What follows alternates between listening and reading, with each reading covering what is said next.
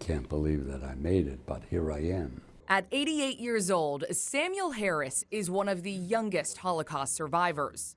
You know, there were 1.5 million Jewish children killed by Hitler. I'm a rarity. Sam was born in 1935 in Demblin, Poland. My childhood was a wonderful childhood. I was the youngest of 7 children. And I think I was probably a little spoiled as the youngest of 7. But that normal childhood changed when the Germans invaded Poland. The Blitzkrieg, September 1, 1939. Of course, those same airplanes came down not long, and they started shooting at people, and I remember that very well. Once the Nazis came in, they started beating Jewish people, cutting the beards off. That's what they did with my father. My father had a long beard. I mean, they were beating and everything. Eventually, they made a ghetto. The Germans' plan was to force Jews to reside in marked-off sections of towns and cities called ghettos. Usually, they were located in the oldest, most run-down areas. They had an area with barbed wires or walls, and you couldn't leave there. If you left, you were shot. It was that simple. By the end of 1940, the Nazis started to pack people into cattle cars. Sam lived because of his father's quick thinking. My father pushed me out of the line.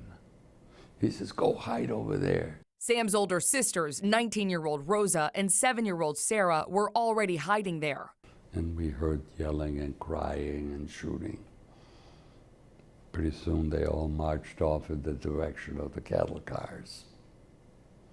And that's, you know, in that line were my parents, sisters, brothers, cousins, neighbors, friends, all went in the cattle cars to Treblinka or Sobibor, one of those two.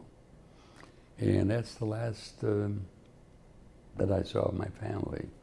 Rosa snuck them all into a concentration camp outside of Demblin. While she worked, Sam and Sarah hid. As you might expect, life was awful, and Sam was just a little boy. Now, I was scared, but I wanted to live. And he did. He lived to see the Soviets liberate Poland.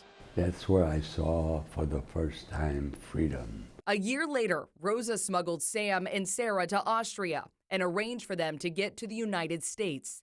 Eventually, different families adopted them. Came to the United States September of '47. I was 12 years old, and all I wanted to be is an American boy. Sam grew up in suburban Chicago, but never talked about his Nazi horror story. Not for 40 years, until he got sick of listening to Holocaust deniers. I was there. I'm 88. If you don't believe me, come see me personally. I'll share it with you. Go to visit the Auschwitz now. Go to visit Treblinka and see the mountains of ash, of human ash, still remaining. Today, he spends time between Illinois and Southwest Florida, and he shares his life story without hesitation. He's written books, gives countless seminars, and even has a hologram at the Illinois Holocaust Museum and Education Center. And I tell them, bullying must be stopped. You can't look the other way. Sam prays there will never be another Holocaust, and that's why he doesn't want anyone to forget what happened nearly 80 years ago. He who forgets the past is condemned to repeat it in the future. Big time.